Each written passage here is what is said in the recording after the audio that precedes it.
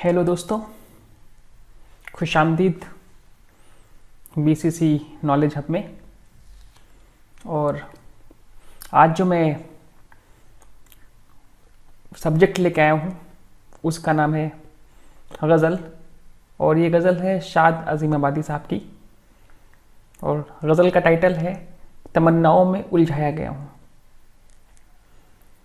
तो सबसे पहले हम बात करेंगे कि शाद अज़ीमाबादी साहब के बारे में थोड़ा सा, उसके बाद थोड़ी सी गज़ल पे रिवीजन हो जाएगा।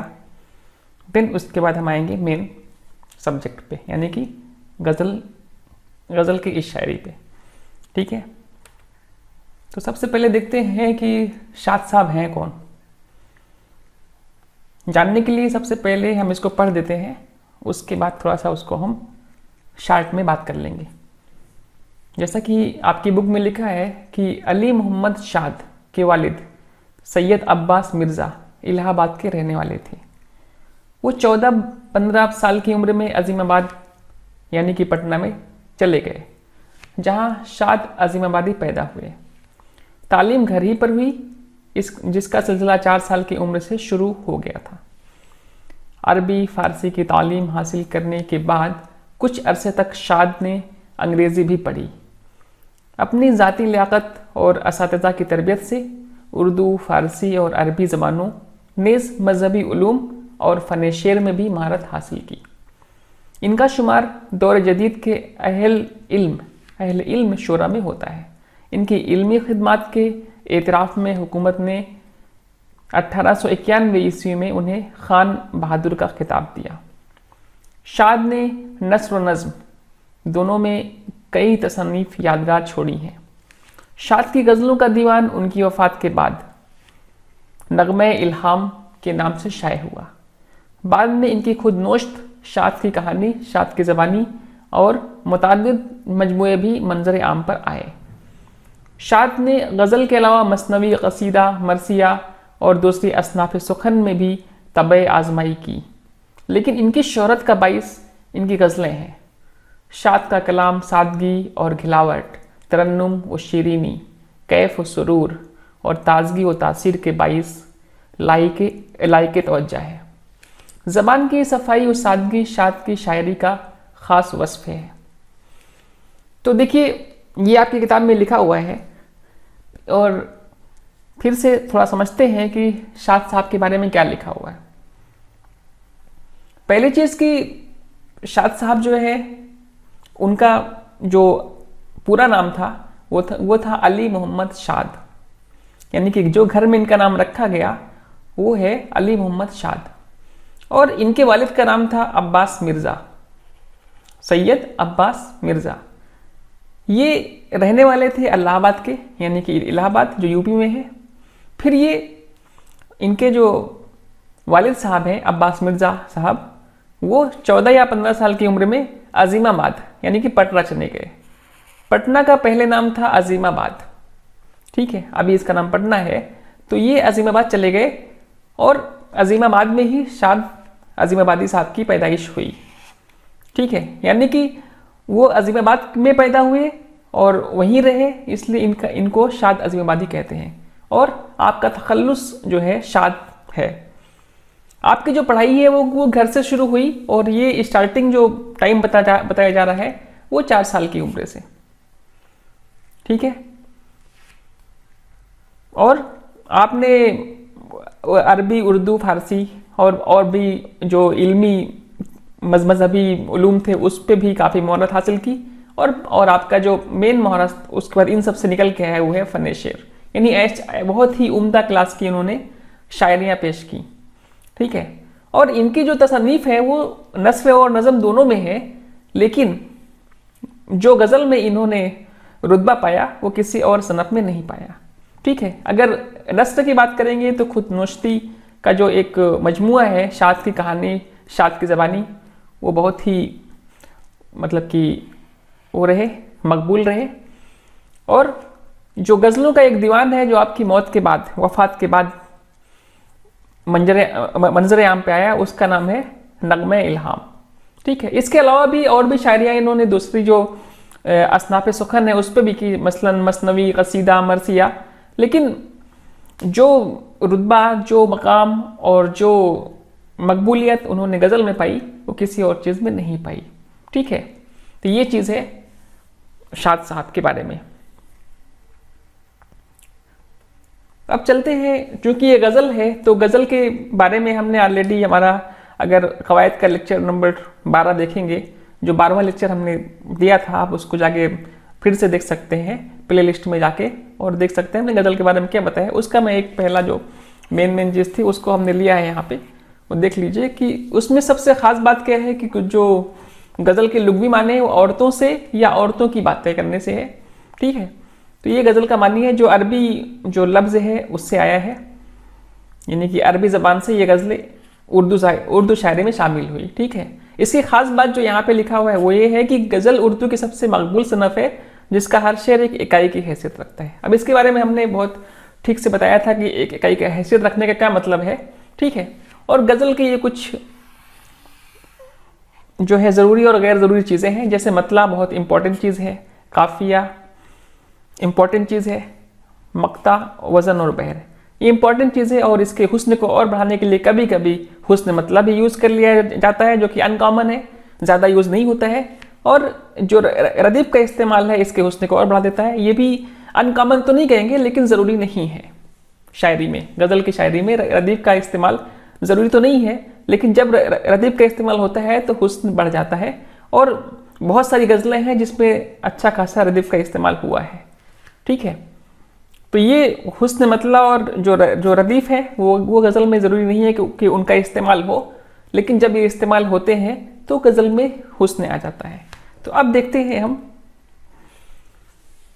शाद अज़ीमाबादी साहब की ये शायरी, यानी ये गज़ल। ठीक है, इसमें पहले कुछ चीज़ों पे आपको गौर करना है कि मतला है, हुस्न मतला है या नहीं, काफ़िया है कि नहीं, रदीफ है कि नहीं, मक्ता है कि नहीं, वज़न और बहर है कि नहीं, इसके बारे में फिर थोड़ी सी बात कर लें। ठीक है, थोड़ा सा इस पे भी ध्यान दे दिया जाए तो अच्छा रहेगा। वैसे बहुत ज़रूरी नहीं है कि इस पे इतना ध्यान दिया जाए, मगर चूंकि ये गज़ल है और गज़ल की जो पैमाने हैं वो यहाँ पे फिट बैठते हैं कि नहीं वो भी देखना अच्छी चीज़ है। तो जैसे मतला का मतलब क्या होता है, मतला जो है गज़ल का जो है पहला जो शेर होता है, मतलब जो शायरी है, मसनवी है या गज़ल है, इन सब का जो पहला शेर होता है वो मतला कहलाता है। लेकिन कब, जब उस दोनों में हम काफिया हो, यानी दोनों ही मिसरे शेर के जो पहला जो मिसरा है और ये मिसरा क्या होना चाहिए, हम काफिया होना चाहिए। जैसे उलझाया और बहलाया, ये हम आहिंग अल्फाज है, इसलिए यहाँ पे या और या आया हुआ है, इस तरह से ये हम काफिया है, तो इसलिए इसमें मतला है। ठीक है, हुस्न मतला नहीं है, क्योंकि जो मतला का हुस्न जस्ट दूसरे शेर में या कोई और शेर में नहीं इस्तेमाल हुआ है, यानी कि हुस्न मतला का इस्तेमाल इसमें नहीं है।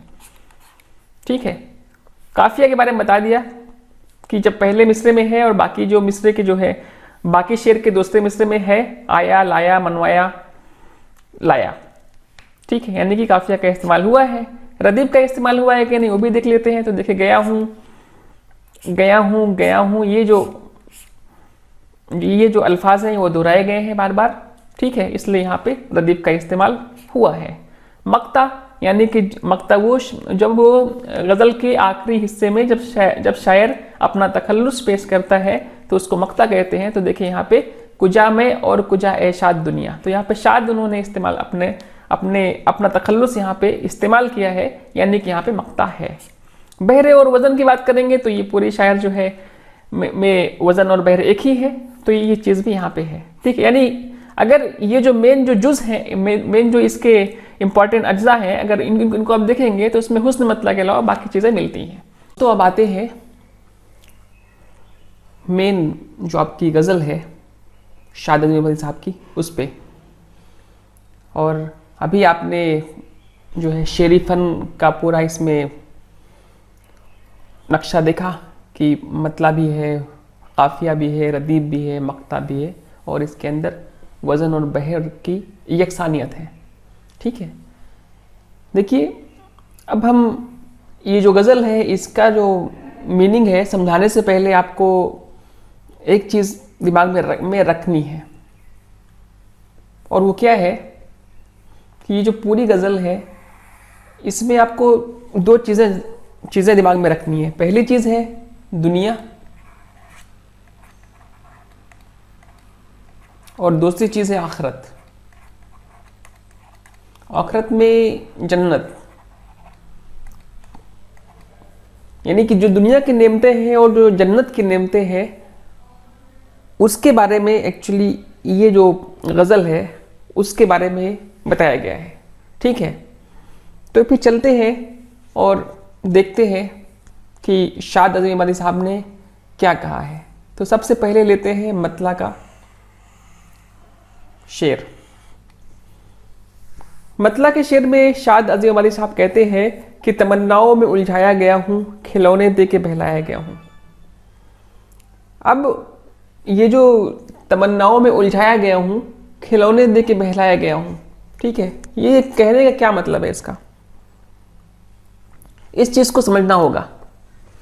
तो सबसे पहली चीज़ है कि आप सोचिए कि दुनिया और आखिरत यानी जन्नत, यानी दुनिया की जो नेमतें हैं और जो जन्नत की नेमतें हैं, उस पे एक बार आप जो है नज़र डालिए, उसके बारे में सोचिए, तब इस शेर को समझिए। ठीक है, यानी जब इंसान दुनिया में आता है तो उसके सामने बहुत सारी तमन्नाएं होती हैं, बहुत सारी ख्वाहिशें जाग उठती हैं, बहुत सारी जो है चाहतें उसके अंदर उमंग लेती हैं। ठीक है, तो शाद अज़ीम इमादी साहब कहते हैं कि जब मैं दुनिया में आया या जब हम दुनिया में आते हैं तो हम तमन्नाओं में उलझ जाते हैं, हमारे अंदर दुनिया भर की ख्वाहिशें जागती हैं। हम सोचते हैं हमें ये मिल जाए, हमें ये भी मिल जाए, हमें ये भी मिल जाए। ठीक है, लेकिन फिर उसके बाद जो हमारी किस्मत है और हमारी जो तकदीर है वो हमको कुछ इस तरह से मिलती है कि जैसे खिलौने दे के बहलाया गया हो। कहने का मतलब जैसे एक बच्चा है, अगर जब वो कहीं शॉप पे या कहीं जाता है तो उसका मन करता है ये भी ले लूँ, ये भी ले लूँ, ये भी ले लूँ, जो भी दिखता है उसका मन मचलने लगता है और वो सोचता है हमारे पास ये सब कुछ हो। लेकिन जब उसके वालिदैन उसको कुछ चंद खिलौने दे के बहला लेते हैं कि ये चीज़ें अभी लो, ये इंपॉर्टेंट है तुम्हारे लिए, बाकी चीज़ें फिर हम लोग बाद में, आपको बहुत कुछ मिलेगा, ये कुछ नहीं है।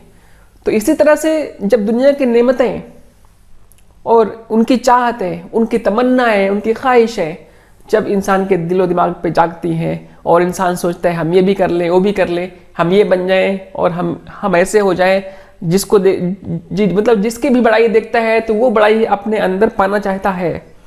फिर उसके अंदर जो है ये जो दुनिया की मोहब्बत है वो बढ़ने लगती है। फिर उसके बाद जब वो थोड़ा सा इल्मी दुनिया में जाता है और जो दीनवी चीज़ें पढ़ता है तो उसमें लिखा होता है कि देखिए जो आपको तकदीर मिली है, जो आपकी किस्मत है, उस पर सब्र करिए, और जब आप ये सब्र करेंगे तो आपको आखिरत की दुनिया में यानी आखिरत की जन्नत में इससे बहुत ज़्यादा कुछ मिलने वाला है। तो इस तरह से दुनिया की जो थोड़ी सी तकदीर आपको मिलती है, जो थोड़ी सी किस्मत आपके अंदर होती है, उसके ज़रिए आपको बहला दिया जाता है। ये कहना चाह रहे हैं शाद अज़ीम इमादी साहब कि दुनिया की बहुत सारी चीज़ों को देखकर और हर चीज़ को समझकर एक ख्वाहिशें जागती हैं, लेकिन फिर हम रुक जाते हैं इस तरह से कि जैसे खिलौने दे के बहलाया गया हूँ। ठीक है, तो ये है मतला का शेर। इसके बाद जो दूसरा शेर है उसको देखते हैं कि हूँ इस कोचे के हर जर्रा से आगाह, इधर से मुद्दतों आया गया हूँ। तो ये शेर पे आप गौर करिए। शाद अज़ीम इमादी साहब कह रहे हैं कि हूँ इस कूचे के हर जर्रा से आगाह। इस कूचे मतलब इस गली के, अगर इसके डायरेक्टली अगर हम मीनिंग पे आए तो इसका मतलब ये जो गली जिससे जो आप देख रहे हैं, इस गली के हर जर्रा से, हर चीज़ से, मतलब कि हर चीज़ों से, मतलब जो भी चीज़ें इसके अंदर हैं इस गली में, उससे हम आगाह हैं। और क्यों आगाह हैं? क्योंकि इधर से हम मुद्दतों आए गए, हम सालों साल यहीं से आते जाते हैं और यहीं से सफ़र करते रहे हैं। तो हमारे लिए कोई मुश्किल बात नहीं है कि हमें बताया जाए कि इस गली के बारे में क्या है, बल्कि हम पहले से ही बाखबर हैं। हमको पता है कि इस गली में क्या क्या है, इस गली के पास इस गली में कौन रहता है, किससे किससे घर है और कैसे कैसे लोग हैं, किस तरह के लोगों के अखलाक हैं। मतलब जो भी चीज़ें आप उस गली के अंदर पाते हैं उन सब से आगाह है, बाखबर है। ठीक है, एक तो ये मतलब हुआ। लेकिन एक्चुअली मतलब सिर्फ ये नहीं है, इसका एक दूसरा मतलब भी है जो शाद अजीम साहब कह देते हैं कि मतलब इस कूचे से मतलब ये सिर्फ एक गली नहीं हो गई, बल्कि आप दुनिया की कोई भी चीज़ ले लीजिए, पूरी दुनिया भी आप ले सकते हैं। मतलब इस दुनिया के उतार चढ़ाव से, इस दुनिया में कि मतलब कि जो भी इंसाफ है या नाइंसाफियाँ हैं या फिर पॉजिटिव थिंग से है, निगेटिव थिंग से है, उससे हम अच्छी तरह से आगाह हैं। इसकी वजह क्या है कि हमारे अंदर वो इल्म के दरिया है, हमारे पास वो उलूम है, हमारे पास वो रिसर्च है, हमारे पास वो ज़ख़ीरे हैं जिसके सबब हम जानते हैं कि किस तरह से कौन सी चीज़ क्या है। मतलब ये इल्म का दरिया जो हमारे अंदर है, इससे हमको मालूम है कि इस दुनिया में क्या क्या है और ये दुनिया हमें क्या फ़ायदा देने वाली है, क्या नुकसान देने वाली है।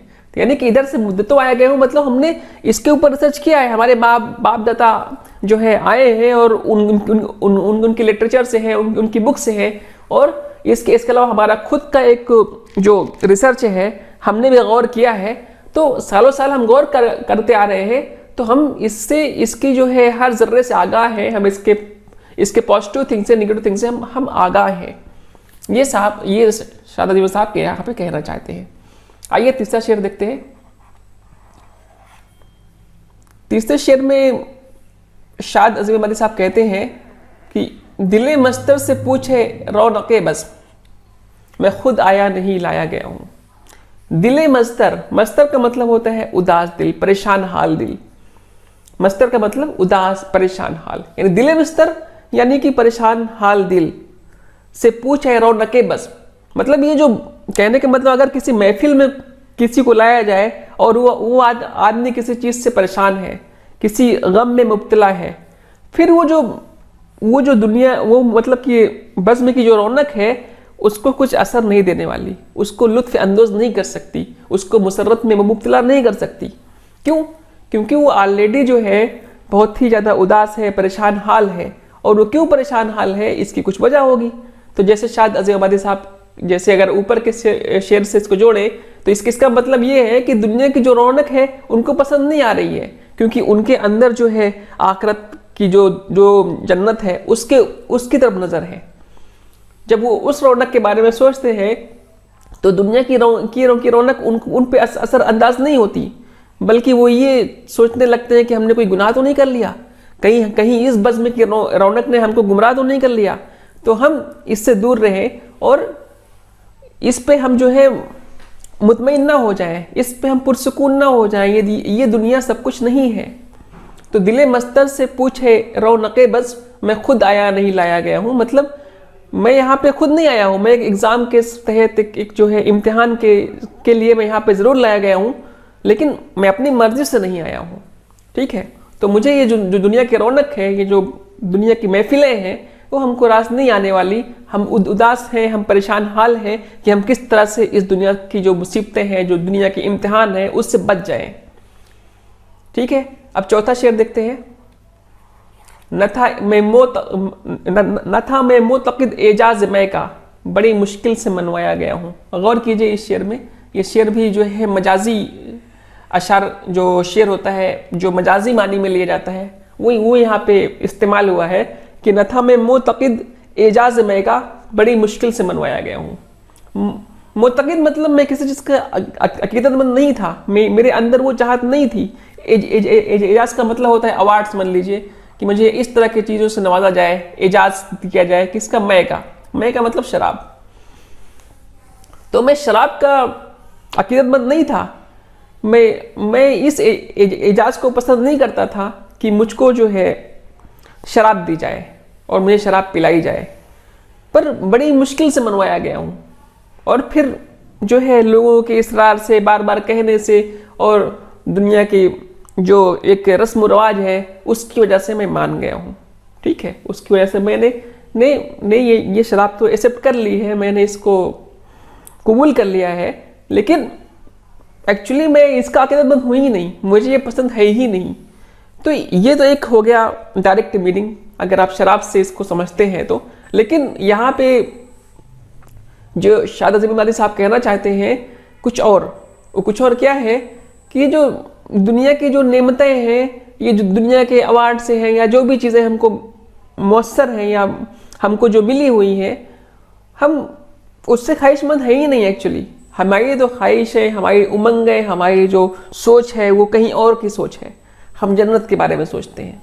हम सोचते हैं कि जो वहाँ की जो नेमतें हैं वो यहाँ की नेमतों के आगे तो कुछ भी नहीं है। मतलब यहाँ की जो नेमतें हैं उस जन्नत की नेमतों के आगे तो कुछ भी नहीं है। तो फिर हमारी जो नज़र है, हमारी जो मतलब कि निशाना है वो तो जन्नत की नेमतों का है। तो फिर मैं इसके लिए कैसे मैं इसरारमंद हो जाऊं, मैं इसके लिए कैसे मैं मतलब कि कबूल कर लूं मैं इस नेमत को उसके बदले, बल्कि मुझे तो वो नेमत चाहिए। तो फिर भी अब जिंदगी गुजारनी है तो कुछ तो चीज़ें हमको लेनी पड़ेंगी, कुछ तो हमें ये जो जहर कह सकते हैं या जो भी घूंट है वो हमको पीना ही पड़ेगा। तो बड़ी मुश्किल से मनवाया गया हूँ, मतलब ज़िंदगी गुजर बसर करनी है, हमको इम्तिहान देना है। तो जब इम्तिहान देना है तो कुछ चीज़ें यहाँ की भी चीज़ हमको लेनी पड़ेगी, इसलिए हम जो है मान गए हैं। लेकिन ये हमारा इसको हम कोई एजाज़ नहीं समझते, हम इसके हकीकतमंद नहीं हैं, ये यहाँ पे शाद मोहम्मदी साहब कहते हैं। अब देखिए जो मक्ता का शेर है उसको देखते हैं, लास्ट जो 5वां शेर है। कुजा में और कुजा ए शाद दुनिया, कहाँ से किस जगह लाया गया हूँ। कुजा का मतलब होता है कहाँ, यानी कहाँ मैं और कहाँ ए शाद दुनिया। तो शाद साहब कह रहे हैं कि ए शाद, मैं कहाँ था, मैं किस ऊंचाई पे था और कहाँ ये दुनिया है। मतलब मेरे जो बाप थे, मेरे जो अगर पूर्वज देखेंगे, आदम अलैहिस्सलाम को देखेंगे तो वो कभी जन्नत में हुआ करते थे और अब हमें जो है दुनिया में भेज दिया गया। तो कहाँ वो जन्नत की नेमतें थी और कहाँ ये दुनिया, ठीक है, कहाँ से किस जगह लाया गया हूँ। तो अब जो है वहाँ से उतार के हमें इस दुनिया में लाया गया है। तो यानी कि ये ओवरऑल देखें, ये जो 5 शेर है, ये 5 जो अशआर है, वो एक ही तरफ इशारा कर रहे हैं, दुनिया और जन्नत के बारे का जो कंपैरिजन है कि दुनिया कुछ नहीं है, ये एक इम्तिहान की जगह है। तो यहाँ हम इतनी मुश्किल से, मतलब कि हम इतने आसानी से कोई चीज़ यहाँ कबूल करने वाले नहीं हैं। लेकिन जब ज़िंदगी गुजारनी है, हमें इम्तिहान देना है, इम्तिहान देने के लिए हमें कुछ चीज़ें तो लेनी पड़ेंगी, इसलिए हम ले रहे हैं। बाकी हमें जो है ये दुनिया पसंद नहीं है और ना ही हम इसकी हकीकतमंद है, ना ही हम इस एजाज़ को कबूल ही कर रहे हैं कि मुझे ये यहाँ यही सब कुछ दी जाए। मतलब दुनिया की जो नेमतें हैं और दुनिया की मोहब्बत है, हम इसके जो है हकीकतमंद नहीं है, बल्कि हमें जो है आखिरत चाहिए और आखिरत में जन्नत चाहिए, हम उसके हकीकतमंद हैं। तो इस तरह से ये बहुत ही अच्छे अशार थे और इसमें बहुत आसानी से, बहुत ही कम लफ्ज़ों में शाद आबादी ने कह दिया। ओनली 5 शेर हैं देखा जाए तो ये, और ये जो 5 अशआर हैं इसमें उन्होंने बहुत बड़ी बातें कह दी हैं। और देखिए एक बात और, जैसे गज़ल की खास खूबी क्या होती है कि उसका हर जो शेर है एक इकाई की हैसियत रखता है। तो आप कोई भी शेर इसमें से देखिए, वो अपने आप में मुकम्मल है। तमन्नाओं में उलझाया गया हूँ, खिलौने दे के बहलाया गया हूँ, तो ये पूरी बात ये खत्म हो गई। दुनिया की तमन्नाओं का कंपेरिजन बता दिया गया कि वो एक खिलौने के अलावा कुछ भी नहीं है। हमें जो है कम चीज़ें दे दी जाती हैं, दुनिया भर की चीज़ें दिखाई जाती हैं और फिर सब्र कराया जाता है कि आप जो है इनसे ही अभी इसी तकदीर पे भरोसा कर लीजिए, इसी किस्मत पे भरोसा कर लीजिए कि आपको ये मिली है और इस पे आप सब्र करेंगे तो आपको बहुत बड़ी बड़ी चीज़ें मिलेंगी आखिरत में जन्नत के जरिया। तो इस तरह से दूसरा जो अशार था, हूँ इस कूचे के हज़र्रा से आगा, इधर से मुद्दे तो आया गया हूँ, तो ये खुद अपने आप में एक मुकम्मल शेर है, दूसरे शेर को जोड़ने की जरूरत नहीं है। इस तरह से तीसरा शेर देखिए, दिल मस्तर से पूछे रौनके बज़्म, मैं खुद आया नहीं लाया गया हूँ, तो ये भी एक मुकम्मल शेर है।